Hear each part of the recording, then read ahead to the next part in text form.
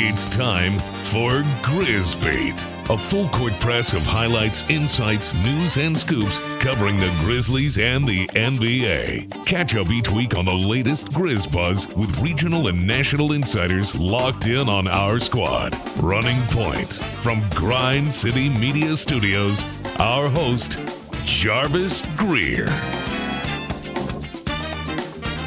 Well, guys, last time we were in here, we had a weathergasm going on, man. It was just absolutely crazy. The Grizzlies were in a free fall, but now they're back home after 3 straight wins on the road, and we are ready to go with another great Grizz Beat program, and we've got fantastic guests, and we also have a tough thing to talk about that happened with the Grizz last night, and we'll get into all of that. But first, let's go run down our guests. We've got from the Daily Memphian, we've got the one and only Drew Hill with his Field of Dreams Cubby hat, man. That's really cool. Thanks. Are you from Chicago? Or no, family, you're from Louisville.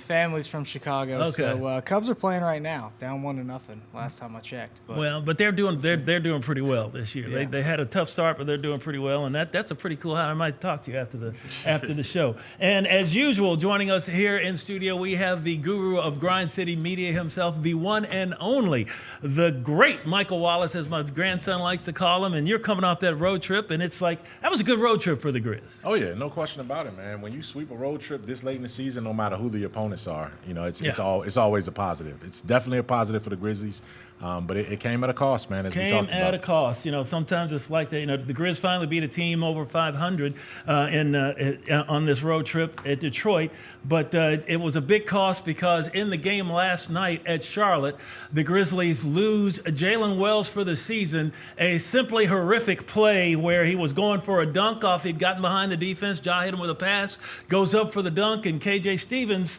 just kind of recklessly trying to run at him, couldn't control himself, knocked his feet out from under him. He hit the ground hard, and man, likely out for the season after breaking his right wrist trying to cushion his fall. And he was having a great year, man. Led all NBA rookies in starts with 72. I think he's the only Grizzly that's played every single game of this season, and he's just a rookie. And he leads all rookies in three-pointers made at a 131 and in team wins with 46, and he's among the leading candidates for NBA all-rookie first team, and I think that he would definitely be a candidate for a first team the way he has played this year. After what happened where they had to take him off a stretcher last night, he did post this Instagram photo with the caption, "Go Grizz," and you can see his face is swollen there where he hit his head on the ground, but that wrist is broken. But he is in good spirits from what we are told. And, you take a lick like that's really, really tough. And after the game, John Morant had a chance to speak on his thoughts about Jaylen Wells and the impact he's had on the team this year. It's tough, man. For me, like I seen the ending. Obviously, I threw the pass, turned around, and I was doing that little touchdown celly because that's what I tell him. I just say touchdown, and he know to just take off running. And I seen it at the end, like the fall, and just going down there. First thing I seen was blood, and I got a weak stomach, so it kind of, you know what I'm saying? It's tough, especially for somebody who's playing a lot of minutes and being real productive for us on both ends. We just gotta, stay with them and keep praying for them and just let them know that God got them. Coach said he was out for the year now. Say it again? He said he'll be out for the year with a broken wrist. How does that impact obviously they're in a tight playoff race? Next man up. Obviously that hurts. We'll be around him. Obviously, we know Jaylen. He's always want to be on the floor, no matter, what's going on. If he got a little injury or whatever. But yeah, guys just got to be ready. And we just got to plug in and figure out what's next. Yeah, what's next is we got a post from Sean Sharani of ESPN saying that Jaylen has been released from the hospital in Charlotte. A whole bunch more tests and things he have to go through before the Grizzlies will tell us exactly what his situation is. But Drew Hill, you saw, like we all did, what happened. It is one of those things that, you don't know how it doesn't happen more in the NBA. Guys running at guys trying to stop a play, and unfortunately, that's just the way it worked out. KJ Stevens, who's a two-way guy for Charlotte, trying to go make a play, but he couldn't stop himself. And Jaylen had already gone up for the dunk and grabbed the rim, and he just happened to go up under him. And, man, we're just all lucky that he comes out with a broken wrist. Yeah, it was an unfortunate moment, scary moment. I mean, I think immediately it was got to be hard to play basketball again if you're the Grizzlies and you're, watching that happen to your teammate.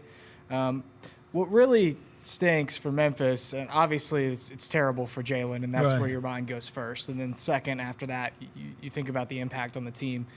He was just so steady. I mean, there's something to be said about being a rookie and playing the way that he did. It's not just that he was so consistent statistically. It was just you knew going into every game he was not going to be the guy that was caught sleeping. He was not going to be the guy that wasn't giving you his best effort that night, because he is so steady in just the way that he plays and the manner that he really conducts himself. And so that hurts, because you need players that can sort of be thrown into the fire and are going to give you what to expect. Solid, right? And it's been a mixed bag, for being honest, from a lot of the guys behind him on the wing this year, whether it's Vince with his health or, John Contrar's been thrown in there. They traded and away Jake LaRavia at the deadline. Like those players, they don't have a ton of them, right? Especially ones that can be as consistent as Jaylen was. And they did. Now they don't.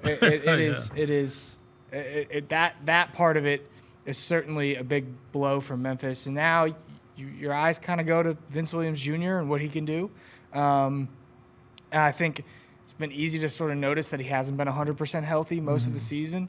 I think the hope, if you're trying to look for a silver lining and be positive about the impact that Vince could have this season, you're sort of saying, okay, well, when this team gets to the postseason, maybe the games will be spread out a little bit more, and that'll help Vince. But he's going to have to step up now, and he's going to have to play a big role for this team. And you're going to have to lean even more into Scottie Pippen Jr. So really unfortunate. It was a great rookie season, if that's it, indeed, for Jaylen Wells. A great rookie season for him, and obviously, he deserves all the praise that he's gotten this year, and he's done it the right way with being a rookie, but being as mature as they come. Yeah, another tough thing, Michael Wallace, is it seems like Jaylen had hit the rookie wall there for a second, but then it looked like he was breaking out of it. He got his legs back, so to speak, and he was coming back around. And you could always count on 8 to 13, 15 points from him and a solid defensive effort. But like I said, you got Vince Williams Jr. has got to be next man up. He started the second half last night, so it does appear that they'll keep Santi coming off the bench in a role that he's used to. But Vince has played well when he's had more days to rest, and that's what the playoffs would be. You'll have a few, especially in the first round, you'll have a few days between games. Yeah, but I wouldn't be surprised, though, to see, Tuomas Isalo, the interim coach, kick the tires on some other guys too, right? Like, I don't think he's completely married to Vince Williams Jr. yet. I think he has, just like a lot of us, have this fascination with Cam Spencer. I'm not saying Cam's going to emerge as a starter, but in terms of a guy who is not afraid of the moment to take the shot, he can be a competitive defender, scrappy if you need to. You also have, as Drew mentioned, you got John Contrar still there as a guy in that role. G.G. Jackson seems to believe he's next up. He came out of that game and as hurt as he was, and it was, again, G.G. leading the team in prayer. He led the prayer group. He led the prayer group on the court.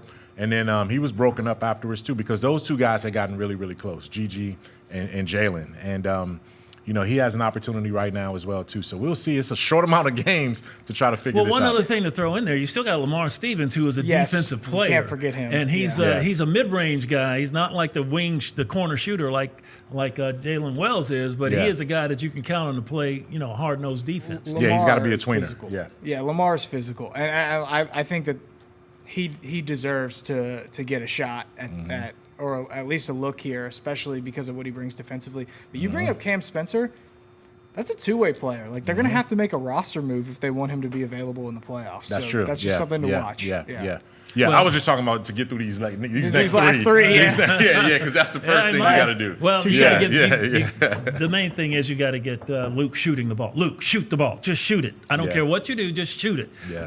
For the minutes he's out there, sometimes you don't notice. Maybe he's playing much better defense because his guy is not burning him like has happened, earlier in the year. So maybe that's why. And he is a veteran, another veteran presence to throw out there. But he's just got to shoot the ball. Whether it goes in or not, you have to make yourself a threat in that position. But we were talking about defense and Lamar, and Jaylen Wells has been constant on defense. Tuomas Isalo has commented about the Grizzlies defense and their turnaround since Isolo has been the head man in the interim position. They've held 3 straight foes below 110 points for the first time this year. And that goes back to January 1 to now. So that is a big improvement from the way they have been playing. They ranked 10th in the NBA in defensive rating for the month of April. This is after dropping down for, I believe, 27th out of 30 teams in the NBA for the combined season. They had allowed 123.5 opponents point per game over 8 games to end March. And that's one thing about the Grizzlies. They have turned up the heat defensively. And Tuomas Isolo talked about what defense means to this team. Yeah, that's how we are approaching it. We're approaching it one day at a time, one practice at a time, and then one game at a time. But obviously you have to take into account the tight schedule. So we have a very clear plan for the week overall, how it's going to look from a load standpoint, and what we're going to do on different days, and then just being ready to react. But as far as the different games go, all the experience from the past says that better to just focus on the exact task at hand and not think too much in front. Does that add emphasis in what you do off the court in terms of these guys taking care of themselves, knowing it's going to be really tight around the court? I mean, we have a tremendous medical team that already takes as good a care as you could. The guys are incredibly professional. They do that no matter what. I think it's very difficult to get through a grueling 82-game schedule without doing that the whole time. So just like all the time, like if it's important, you do it every day. If it's not important, you don't do it at all. So. All right, with the defense playing so much better, Drew Hill, it looks like, do you think it's the Isolo influence, or do you think it's that the guys are just, hey, look, this is the stretch run, we got to go back to what we know that we can do? The answer might be somewhere in between there. I think that it certainly appears to the eye like having a new voice has re-energized or, I guess, forced a little bit more buy-in defensively. It looks like that has worked. And so for them to play well on that end of the floor, Detroit didn't shoot the ball very well. Charlotte is a corpse at this point of the season. I'm not trying to overreact to these 3 games. I think that might be the tendency here. But I just like the fact that visually it appears that they're buying in. And that's really what matters at this point, because we know that this team is capable of playing better than the way that they did at the end of March. And it's just about, getting that effort out of them. And if that comes back, they may not be one of the elite defensive teams in the league at this point, but at least they should be a lot better than what they have been. And you've seen that over the last few games. And I think that that's what's the most encouraging piece to this. Not necessarily that they've changed up things schematically or tactically, just that it looks like they are buying in on that end of the floor again, and they want to play defense. In that clip, part of what he's talking about is just the tight turnaround that they're going to have between all these games. It's crazy, by the way, what the NBA has scheduled the Grizzlies for these last 3. Especially that Minnesota-Denver. I mean, 8:30 p.m. tip against Minnesota, then turn around less than 24 hours and go play at altitude. The Nuggets at altitude when you're going to get into Denver at 4 o'clock in the morning is, there's not a bigger ask than that from the league anywhere. That's just wild that they're going to have to go through this. But that's why having a voice like that matters right now. Yeah. Because somebody's got to get those guys up for these games. Somebody's gonna they're gonna be tired. They're gonna be exhausted, and somebody's got to uplift the team and have a voice that is capable of uplifting the team that the players are wanting to buy into. And so I think it's a good sign that we're seeing better defense through these last 3 games, and Tomas is gonna have to continue to do that because. As we just pointed out, it's going to be tough these last 3, and they've got to find a way to win at least one of these next 2. Well, you're going with a shorter roster, so guys are going to play more with, not only is Jaylen Wells out, BC, Brandon Clark, we got to remember, he's out for the year with the injury that he suffered, that PCL injury. Hopefully he'll be all right and able to come back next year. But with the shorter roster and guys knowing that they get to play, Michael Wallace, you think that will energize them to actually, concentrate more and look, it's on me now. Yeah, I think one of the things that was remarkable is that, all season long, a lot of people or a segment of Grizzlies fans was waiting for the roster to get shortened, right? Mm-hmm. The rotation to get shortened. And now it's there, right? But it cost you two of your best 4 defensive players. Mm-hmm. When you talk about that, 2 of your top 8 players. Brandon Clark is a playoff basketball guy. Okay. Like and you he's needed him usually far a more in the finisher. playoffs than you would in the regular season. Correct. And the way that Jaylen was trending was that you knew you could rely on him. Mm-hmm. And Drew talked about that reliability. And it's defense is going to be key. Jaren is going to have to step back up defensively now and recommit to that, block panther, defensive Right. anchor alongside Zach Edey. So, Scottie Pippen has been the best perimeter defender on the team over Correct. the last month. Mm-hmm. So, he's going to be another guy that's going to be asked to do a lot more. And, guys just have to be able to hold their own defensively against this tougher competition that's coming up. You spoke about Zach Edey. Zach Edey, the 2-time college basketball player of the year, Naismith Award winner. He's showing up now. Is he really showing up? Set the franchise rookie record with 21 rebounds at Detroit in the game just a couple of days ago. And then he had 19 last night at Charlotte to go along with 17 points. He ranked 2nd in rebounds, 3rd in field goal percentage, and 4th in blocks among all rookies. First NBA rookie with 40 rebounds over 2 games since some guy named Shaquille O'Neal. I guess we all know about them. That was way back in 1993. If he had gotten 20 rebounds last night, he would have been the first Grizzly ever to get 20 rebounds in back-to-back games. That shows you how he's playing. And you can see on the graphic here, Zach is just knocking it out. That's over Pau Gasol, Marc Gasol, and Sharif Abdur-Rahim, who never did make it to Memphis. Got traded to Atlanta in the Lorenzen Wright trade right before they came to Memphis. But those are the kind of guys that he is in history books with, and it's just a great thing to see Zach Edey come alive here at the final couple of weeks of the season. And Edey himself had a few things to say about his newfound play. It's been great. I think the team, just in general, we've been really locked in. We've been really focused on just everything, like our game plan, executing. From us, always talks about trust. I think no one wants to be the guy that lets down that trust. But everybody's trying to cover for each other, have each other's backs, make the right plays. It's just really been a great week of basketball. To have these wins now, 3 straight wins to get back to your winning ways at a crucial time in the season, where's the team's collective confidence now in terms of regaining that rhythm? That's great. Great. I think everybody on the team, we feel like we can do anything. And then the last 3 games is going to be tough, back-to-back. Tough travel, 3 games in 4 nights. Just the energy it takes to finish it off. But you've already been playing, averaging almost 30 minutes over these last 5 games too. How are you feeling physically, and what's it going to take to finish the regular season? I'm feeling great. I'm never going to complain about playing too many minutes.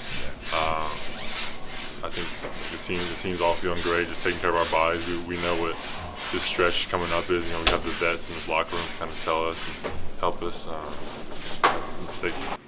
That's something, Michael Wallace, you asked me that question because he really hadn't had a chance to hit a rookie wall because he hadn't been playing that many minutes throughout the course of the season. But now that his minutes are ramped up, his legs look strong. That putback he had last night where somebody grabbed his arm and he got a one-handed rebound and still had the strength to put the ball back in and get the and one. That showed me that, all right, young man, this is more what we want to see out of you. Yeah, when you see, the thing is, and Drew knows this, man, is we've worked all season to get a smile out of Zach Edey. Yeah, really. And it's hard to get a smile out of Zach Edey until you say, hey, you're averaging about 30 minutes a game now, right? He loves to play. He wants to get to this point in the season. And really, I don't think any player has benefited more from the coaching change. Maybe some of it is coincidental, but some of it is also Isalo unlocking something in Zach, whether it's his mindset or whether it's his play. And Zach has responded to it in a remarkable way. So he's built for this time of year. He did it at Purdue. He's doing it right now, too. And then, again, to put up the numbers that he's put up these last 2 weeks has been inspiring for not only him but for his teammates as well. Yeah, he played major minutes for the Boilermakers in college because he had to. I mean, he was the main thing that they had, and they went to him a lot. And now it seems, Drew Hill, that the Grizzlies may not be just throw it to the hand and let him go to work offensive, but they're involving him a little bit more in the pick and roll activity, and he's getting a few more offensive touches. Yeah, Mike nailed it. I had a conversation with Zach in Miami, and we talked about just his rookie season overall and just tried to pull the big picture together. And one thing that he pointed out to me was that his whole basketball career, it's sort of been about stability, right? It has been about it was that way in Toronto. It was definitely that way at Purdue. He played 4 years in the same system. He got really comfortable. Well, that opportunity has not presented itself at all, really, so far for him with the Grizzlies, with the coaching change and the offensive scheme, until Tomas took over and really made some major tweaks to the offense. And you talk about getting guys involved.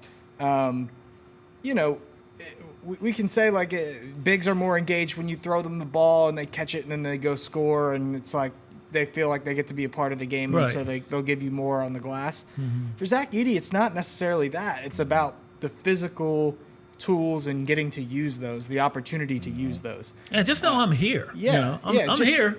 Just the screen setting is a major part of his game, and I think it helps him get involved when he gets to use some of that muscle, and then you see it come out on the glass versus him standing off to the side offensively and then trying to get in there and ramp the physicality up in the moments that they need him to. So that change for him has been huge, and I think it's a big credit to what Tomas has done. And it's interesting, like I had a piece earlier this week at the Daily Memphian where I interviewed people in Europe who were familiar with Tomas's system and coached against his system, and a lot of them said those bigs, they never touched the ball for his Paris basketball teams. They would just screen and re-screen and seal and like help their guards just get downhill, and then they would go attack the glass relentlessly and get all of these cleanup buckets. That's exactly what we're seeing from the Grizzlies, by the way. It's not like Edey's scoring these points because they're throwing him the ball in the paint and he's making a post move to go score. No, this is mop-up duty. This is what we thought he was going to be able to do coming into this season, and we said, well, look at how many easy buckets Steven Adams got. Zach Edey's going to be even more offensively gifted than Steven Adams in that same exact role. We didn't see it because of the offensive changes until right now, but you're seeing it right now, and it's perfect timing for the Grizzlies, especially with the thin front court. And the perfect timing with the postseason coming up. It is going to come up next week. This is the final week of the regular season. Let's take a look at the playoff picture, and it is as crazy as I think it's ever been in the NBA, especially in the Western Conference. You look at it right there. The Grizz right now are in the 7th spot, and if it was the end of the day, they played Minnesota. Minnesota got a loss last night when they just collapsed in the fourth quarter against the Milwaukee Bucks. What did they score? 13 points, I think, and Milwaukee scored 34 or 40 or something. Anyway, but you see it right there. There's not a game's worth of difference between 2 through 6, and maybe a game and a half, 2, going up to the 4th spot. It is just a craziness, and the way that this thing's set up now. Next up, coming in here Thursday night, could be a preview of the play-in game if the Grizzlies fall to the play-in game. You've got the Minnesota Timberwolves coming in here. They are right now a half a game behind the Grizzlies. Anthony Edwards, their star player, ranks 4th in NBA in scoring behind Nikola Jokic, Giannis Antetokounmpo, and SGA, Shai Gilgeous-Alexander. T-Wolves are top 5 in the NBA in total made three-pointers and three-point percentage. Now, the Grizzlies, though, they got the tiebreaker over the T-Wolves because they only played 3 times. This will be the last meeting. And Memphis is 2-0 this season against Minnesota. And both wins, though, were just by 2 points, setting up a huge game tomorrow night right here at FedEx Forum. Michael Watley. Yeah, I mean, it's a big-time game. Like, I was talking to Scottie Pippen the other day in the locker room, and basically the play-in playoff starts now. Like right now, like 2 games ago, really, for the Grizzlies in terms of what they need to do and how they – but this game right here is essentially – an elimination type game. Like the loser of tomorrow's game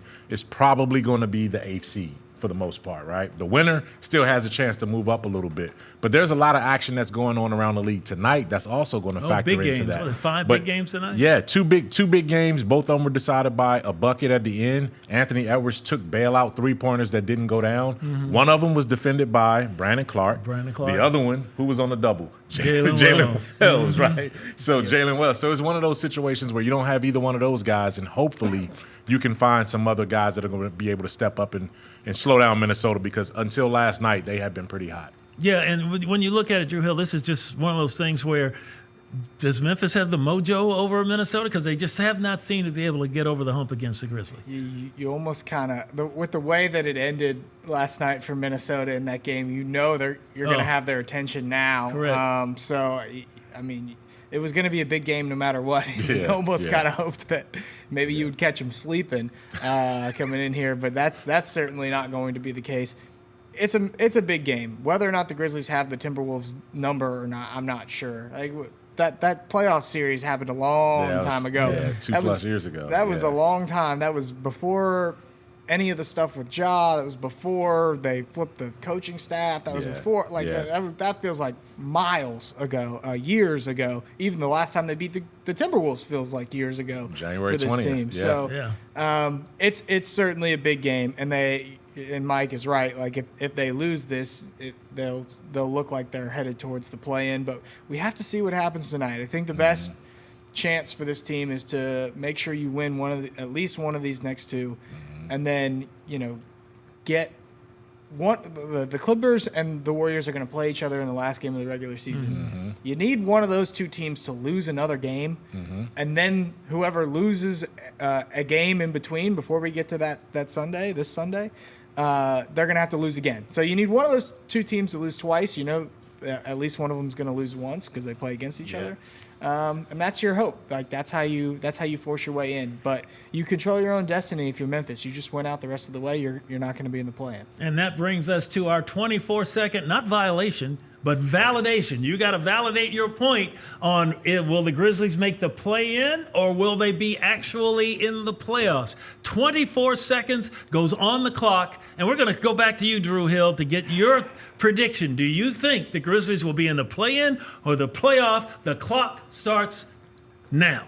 I think the Grizzlies are going to be in the play-in. I'm sorry, Grizzlies fans. I think that the chances are with this tight turnaround that they're probably going to lose one of the two games. So if we're just being realistic, I don't think that could be the worst thing because if you win, you get the Houston Rockets. I said it earlier this season. I have not been a believer in the Rockets. I still have my doubts. I think that'd be a great playoff series. So maybe not the worst news, but play-in for the Grizzlies. That's my prediction. And look at that. Got it right in on the buzzer. The buzzer. That's how you do it. All right, there we go. We'll take that. We'll buzzer. take the manual buzzer. I think somebody's Does anybody else have the courage to say the truth? We'll see. Here? Yeah, absolutely. You may be. Yeah, but we'll go to Michael Wallace right now. Michael Wallace, the 24-second validation, play-in or playoff for the Grizzlies. The clock is set. Hit it. I think the Memphis Grizzlies will avoid the play-in and get the number 6 seed. I think they're going to win 2 out of these 3. I think they're going to get some help. And the reason being is because everything Drew just said was true, except there's one common denominator. What's that? Houston plays a lot of those teams as well. So whether they choose to play or not is going to determine whether Grizzlies get 6 or stay at 7. Oh, there he is. Got 1 second left. That's the way you do that. All right, my turn. What do I say? Playoff or play-in? Jarvo, what do you think? Start the clock now. I'm going to go like you. Houston's got L.A., Denver, and the Clippers left. Denver has Sacramento, who's still trying to get a spot. The Rockets and Memphis left. The Grizzlies, Minnesota, Denver, and Dallas, and the Clippers. They got the Rockets, the Warriors, and the Kings. Everybody's playing everybody. It's coming down to the last end. I had predicted that the Grizz last week would get third. I'm not going to back off my position. I think they will be in the playoff. They may not get third, but the Grizzlies will make the playoff. I hate that I was the only negative one, but I got to say this. I don't know if Houston's going to help you guys, fellas, because if you go look at the point spread tonight, the Clippers are 7.5-point favorites over the Rockets. Suggests that the Clippers are maybe going to get a little help, and the Rockets aren't going to play all their players. So that's my worry. It's like I think the Grizzlies are going to win one of these next 2 games. They just have to have other stuff break right to still avoid it. That's the problem. Because they're in a negative tiebreaker scenario with everyone except Denver and Minnesota. I think the Kings are going to be the wild card here. They're going to help the Grizzlies out because they're still trying to play for something. Okay, I can so see that. We shall see what we will see. All right, that's it for the first segment here on Grizz Beat. When we come back, we're going to bring in socks, goggles. I used to call him Chuck when he played at Memphis because he was the rifleman for the Tigers. Let's talk about Elliot Perry coming in studio. He's going to talk to us a little bit about what's going on with the Grizzlies off the court and more when Grizz Beat continues. Let's face it, there's a lot of trash talk in basketball, but the great teams let their performance do the talking. like Ford F-150 with Pro Power on board, a class-exclusive industry-first feature that turns your truck into a mobile generator and leaves the competition speechless. Ford F-150, official truck of the Grizzlies. Greatness starts here at your Mid-South Ford dealer. Class is full-size pickups under 8,500 pounds, GVWR. When it's all on the line, you turn to the strong, the stable, the unwavering. To those with a history of raising their performance, to meet the moment. It's true in basketball. It's true in banking. Grizzlies Checking from Pinnacle. Play hard, bank easy. Open a Grizzlies checking account with at least $100 and a recurring direct deposit by August 31st, and you could receive a $200 direct deposit bonus into your account. Details at grizzliesbanking.com. Member FDIC. Thanks for showing up, Memphis. Nothing beats catching your Grizzlies IRL, and nobody knows that better than you. So next time you want to hit up a game, Ticketmaster's got your back with tickets to every upcoming matchup. Whether you're catching the Grizzlies at home or on the road, you'll find tickets at Ticketmaster, the official ticket marketplace of the Memphis Grizzlies and the NBA. Keep putting that jersey collection to use and get Grizzlies tickets today. There's no better brag than saying you saw it live. See you courtside again soon, Memphis. I see people who look like me and were born probably in the same decade as me, watching all of these young people jump into the transfer portal and saying, it's ridiculous. You got to stop thinking about this like it's a normal college experience. It is not. You know what the priority is? Maximize your earning potential for every year of eligibility you have left. That's what this is about now. These are jobs. The Gary Parrish Show, live on weekdays at 10 a.m. on YouTube at Grind City Media and the official Grind City Media app.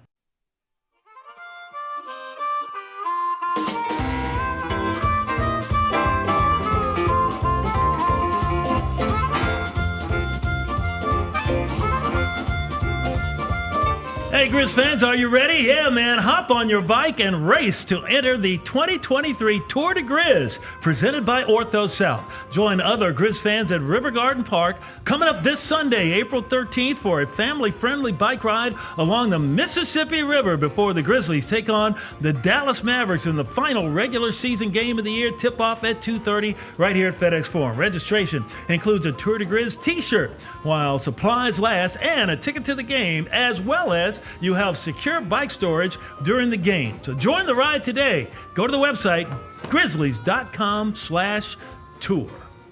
And welcome back to Grizzbeat. This is the time of the show where we pick up the pace and bring in some national correspondents, some guys across the league, some folks that help us break down all the NBA's top storylines, but we want to keep it local. We brought in a legend, and we're bringing in a legend in Elliot Perry, former Memphis Tigers great, Memphis Grizzlies. He's been in the NBA for a decade, does all kind of phenomenal things across this city and region as well. He's on one of the minority owners of the Memphis Grizzlies, as well as on the board of directors for the Memphis Grizzlies as well. He's also my colleague on the board of Memphis Grizzlies Prep. Let's bring in Elliot Perry. Elliot, first of all, thank you for joining us on Grizzbeat here, man. You need no introduction. Yep. And I know I shorted you because you have 17 other titles that I never mentioned, brother. Good job. Yeah, no doubt about it. But I appreciate you guys having me on, man. Looking forward to this conversation.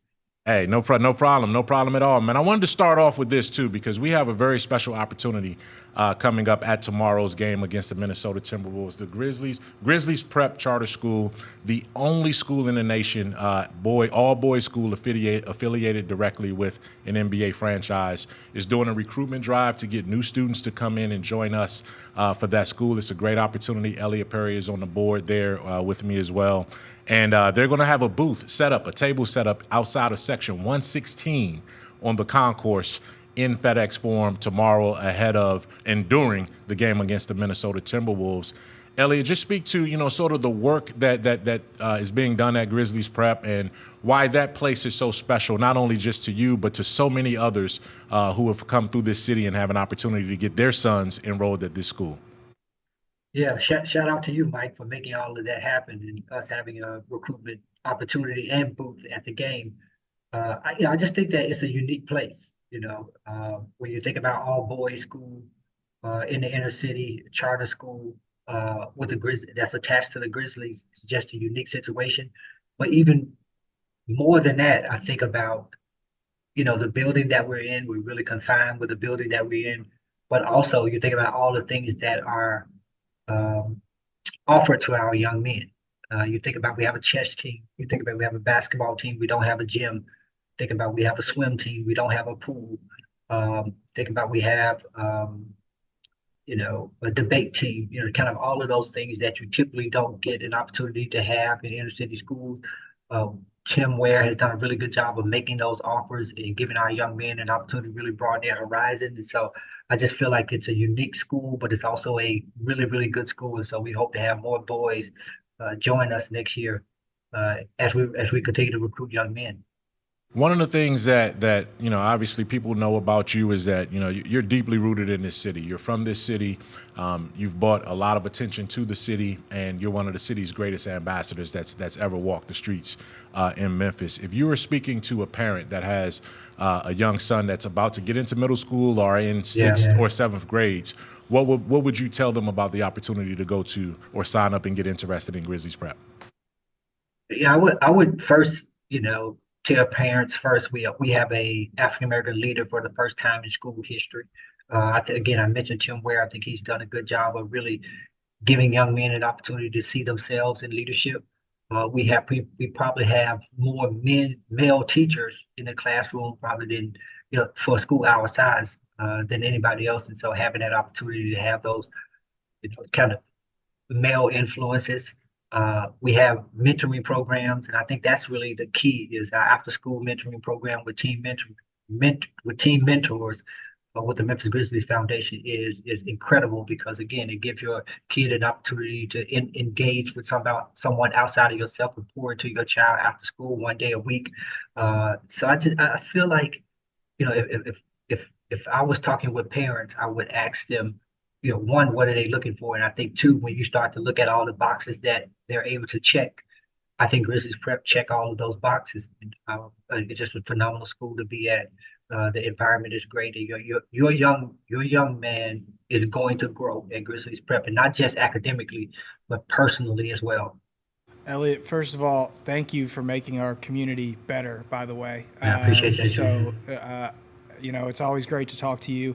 One of the things I've always appreciated about you, though, is that you not only are you an ambassador for the city, but you have other interests outside of basketball. And I just love basketball players that have other passions. And I think it shows a lot about I think that's an important part to embrace about players because it humanizes people and it really makes them more than just people that you might watch on television or you might just see on a basketball court.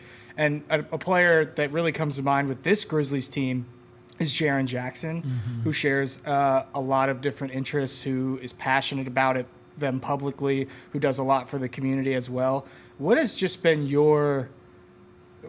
like for you to watch a player like him come into this community and sort of do his best to uplift it and also really show his personality as well, the same way that you did once upon a time? What's been your perspective on him?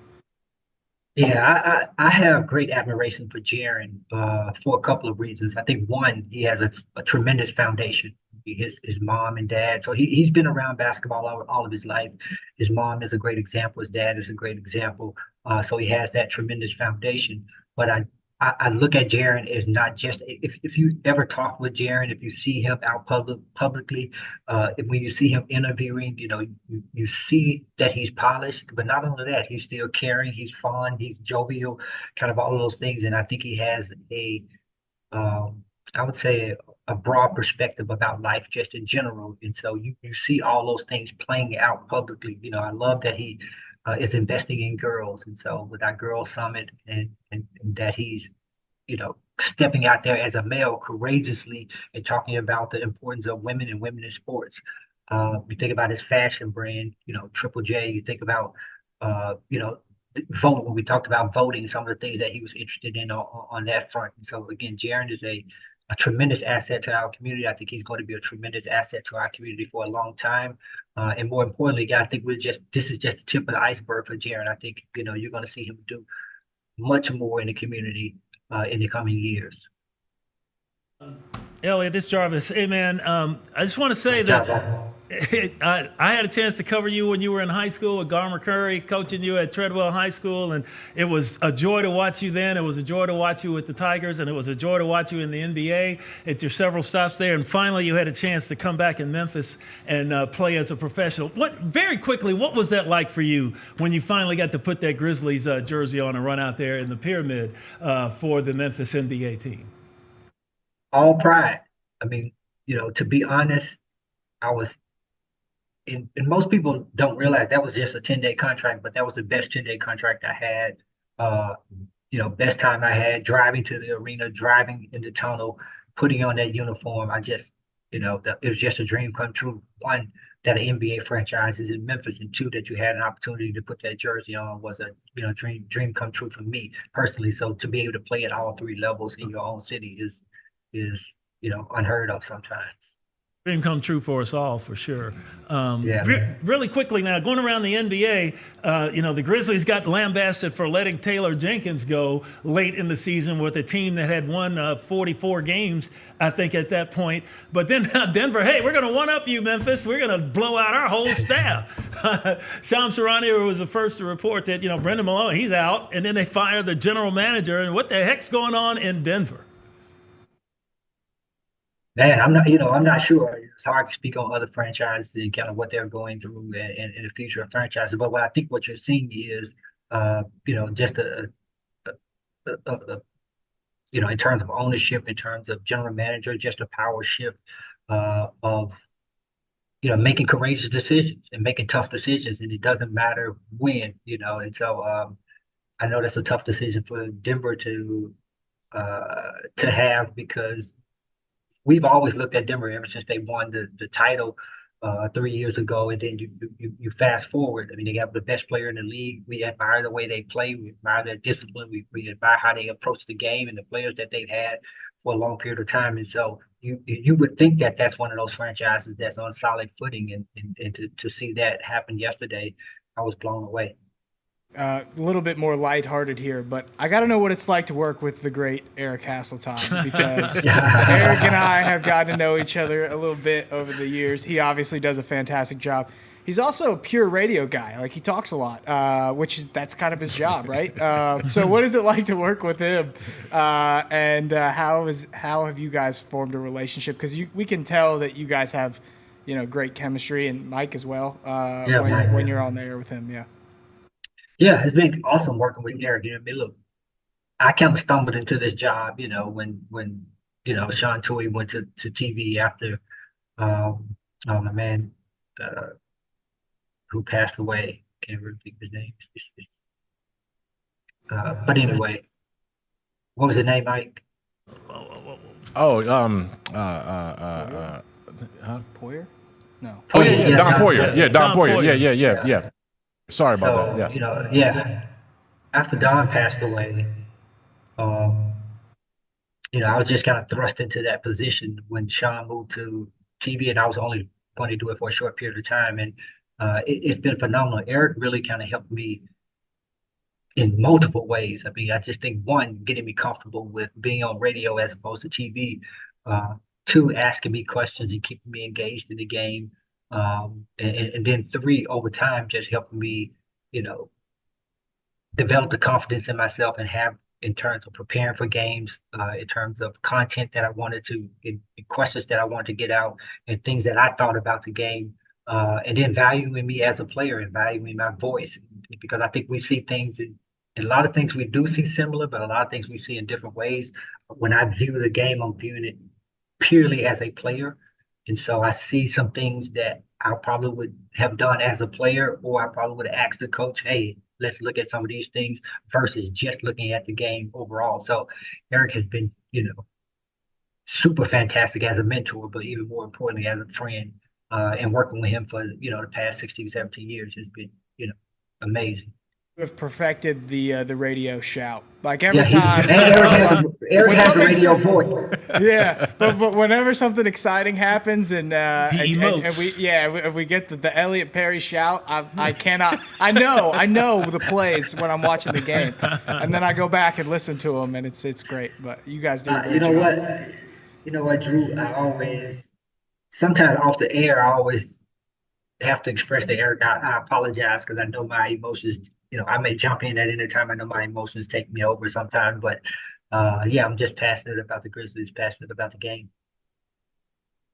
And Elliot, obviously, man, I've learned so much from you, man. And just, the week that I got to town, I tell the story all the time. Like, Elliot was one of the first persons that grabbed me and said, hey, come out here with me, to Grizzlies Prep, and let's, let me show you what we do over here. And like literally, like the first week I got here, that was one of the things that I did, and I went and sat in with him, man, and I ended up sending my son there and following him. But even on the broadcast, though, Elliot, I'm telling you, man, I catch myself using some of your words, man. Like I say swing all the time now, man. And then I say, what my favorite one of yours is do your work early. I saw Zach Edey last night do his work early, dig his way into the post, make himself a big target, and turn around and dunk right on Mark Williams. And I said that was an Elliot Perry type thing right there, man. And I'll get you out of here on this, Elliot, is this. Obviously, unfortunate news surrounding another great Grizzly, not just player, but a person in Jaylen Wells. And I know you've had a chance to see a young rookie come into the league as a second-round pick, fight his way into making a name for himself. That's not too much different from your story, fighting your way into the league to make a name for yourself with your work ethic and your hustle. Just your thoughts on Jaylen Wells and what you saw from him this season and what you hope to continue to see from him once he recovers and gets back on his feet. Yeah, and I talk about this a little bit on the broadcast all the time, is I admire the way he approached the game, because he approaches it as a veteran, but also he brings his lunchbox to work every day. Whether he's making shots, whether he's missing shots, he's going to defend. He's going to play the same way. He plays at a certain level. He keeps that level. He keeps his emotions in check. And so those are the things that I really admire about Jaylen Wells. It was unfortunate last night for a couple of reasons. One, just him personally has played all season and has played well for us and been a starter for us all season.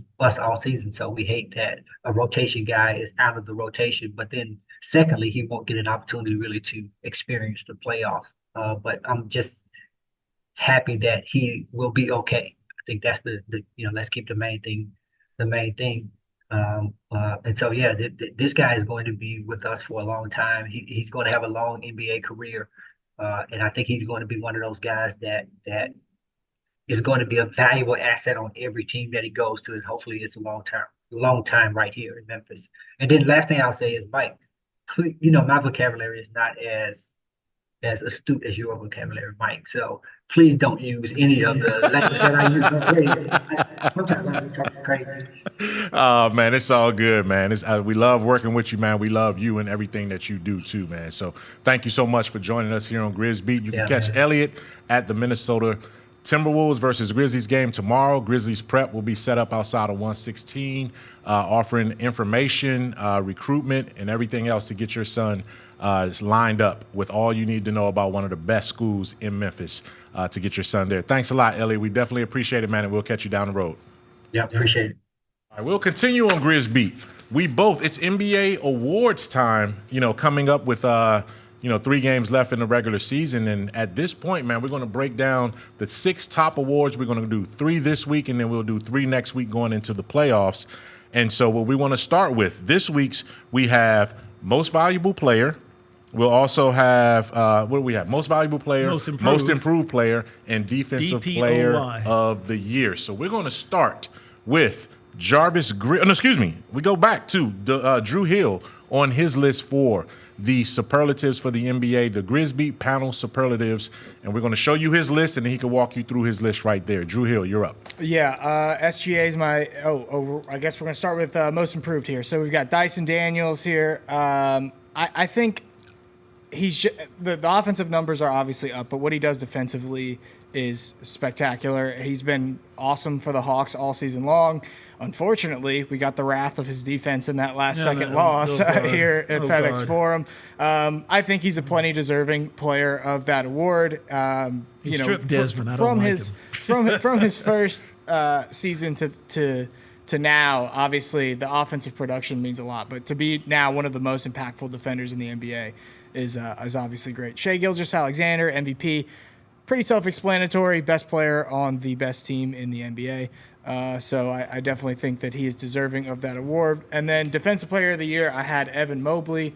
I think there's a real question on where you want to go with Defensive Player of the Year. I know Draymond Green is currently the favorite to win that award. Evan Mobley's been the most versatile and impactful defender on one of the best defenses in the NBA all season long. If you wanted to go with somebody on the Thunder there, Lou Dort, another option, I wouldn't really push back. But I just think that the versatility and shot blocking that Mobley brings, the ability to switch, which is really, that's a huge part of NBA defense these days. He's a plenty deserving Defensive Player of the Year award winner. No question about it. And one of the things that we wanted to show there was just different photos of guys. So you had it right. You could have gone in any order you wanted from that standpoint. I'll go next. My MVP, I think we all are unanimous on this one. Shai Gilgeous-Alexander has just been start to finish the best player on the best team in the NBA. Just his durability speaks for itself. The guy plays almost 40 minutes a game. I mean, he does the same thing game in and game out. His streak of 20-plus point games it surpassed Michael Jordan, and he's just on an incredible level when it comes to that. Most improved player, Cade Cunningham. I missed it midway through the season. I didn't have him in that award midway through the season, but he certainly has shown that, with him and guiding Detroit the way he's guiding them, he's coming back from injury right now. He's going to be a headache when he gets his conditioning back up to where it needs to be going into the playoffs. And then I agree with Drew Hill, Dyson Daniels. Even though he put him as most improved, I'm going to go Defensive Player of the Year because the way his wingspan is and the way he can do things on the defensive end. He's sneaky. I mean, he's going to be setting some records in the steals in terms of that, in terms of how he's pacing the league in that department. So I go with Dyson Daniels for Defensive Player of the Year. Now, Jarvis, you take us out of here with yours. All right, I'm going to be quick. You can see mine coming up here right now for of course, MVP, Shai Gilgeous-Alexander. Didn't he just have 40 points the other night, I think? And he's got, I don't know how many 40 points. He's got a couple of 50 pieces this year. He is just the ultimate basketball player this year on what could be the best team in the association. My most improved, I got Austin Reeves of the Lakers, a kid that's from right around here in Arkansas. He has become part of the big three of the Lakers ever since, you got LeBron, you got Luka, but then who's the other guy coming in there? He's the guy that's coming in there. Oh, he got 24 points. He's got 31. He's got 18 points, 8 rebounds, 6 assists. He is doing everything on a Laker team that has really caught in fire here, especially after Luka came in. He did not let Luka gobble up all the headlines. He said, hey, I'm here too. So I'm going with Austin Reeves as most improved. And, of course, my Defensive Player of the Year, I agree with you, Drew Hill. Evan Mobley, he just does everything. I was thinking about Jalen Tripp for the Grizzlies. He's missed a couple of games here, kind of slid a little bit, but Evan has been solid all year long, and their record speaks for itself. So that's my pick. So we're speaking for ourselves on that one. Keep it locked with us next week as we'll do the other 3 major NBA superlative season awards. When we come back, we have one more quick segment. We'll tell you what's up next for the Grizzlies and give you a quick look back at Jaren Jackson Jr. and what Slam Night was all about for the Grizzlies and Triple J when we come back to Grizzbeat. Can't wait. It's time to get it popping. It's going to be crazy. The fans are going to be loud. We need just energy. We're going to need, the form rocking. We're going to need, everybody in Memphis to be out there and come to support. When the fans are good, we're good. Simple as that. A Bane 3, yes sir! Desmond Bane with ice water in his veins. We'll ride the energy together. There's no substitute for experience, the knowledge gained from having been there before, and the passion to share what you know to make everyone around you better. It's true in basketball. It's true in banking. Grizzlies Checking from Pinnacle. Play hard. Bank easy. Open a Grizzlies checking account with at least $100 and a recurring direct deposit by August 31st, and you could receive a $200 direct deposit bonus into your account. Details at grizzliesbanking.com. Member FDIC. Yesterday was the talk of the town. It was a cow on the side of the road. Do you live close to a movie theater? I'm just curious because maybe the cow was trying to go to the movies. Tune in to the Jessica Benson Show with CJ Hurt live every weekday at 8 a.m. on YouTube at Grind City Media and the official Grind City Media app. The new issue of SLAM, the cover dropped, and it is our friend Jaylen Jackson Jr.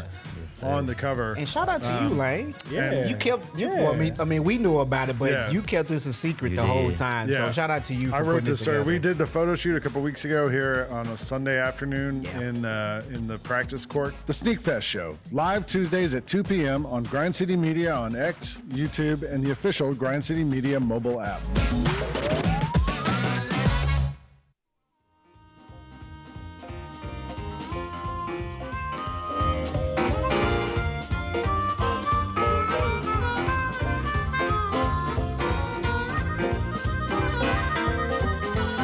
Made by Grizz fans for Grizz fans. 191 Collabs presented by Hennessy brings Grizz Nation hyper-local gear from local designers. Don't miss the next collab, Standing on Grizness, from Memphis native and hip-hop artist, producer, and actor Kia Shine. Teaming up with prominent brand designer Chris P., this collection aims to bring that grit and grind energy as the team enters the playoffs. You can shop their collection tomorrow night when the Grizzlies take on the Minnesota Timberwolves, 8:30 p.m. tip right here at FedEx Forum. Now, these limited edition threads only available at FedEx Forum on game night. So buy your tickets now for access at Ticketmaster.com or visit Grizzlies.com/191collabs for more information. Big week ahead for the Grizzlies, the final week of the regular season. Only 3 games left, starting tomorrow night with the aforementioned Minnesota Timberwolves right here in town. Then it's a quick hop over to Denver for a game against the Denver Nuggets on Friday at 8 o'clock. That's a really tough turnaround for the Grizz. And then, I think this got out on there, but I think the Grizzlies are at home for their final game against the Dallas Mavericks. That's Sunday at 2:30.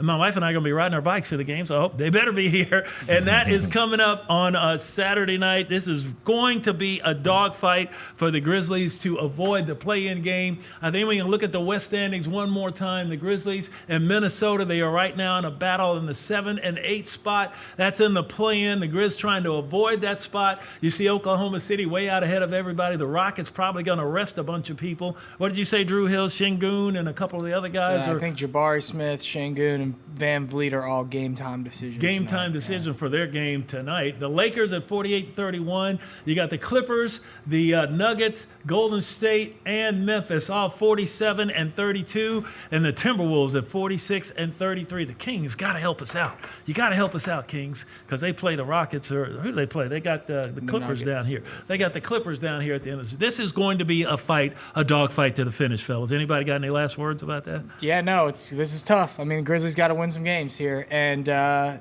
turnarounds, again, I'll say it again, it's crazy. Is that a schedule loss? That's a schedule loss. The NBA scheduled that.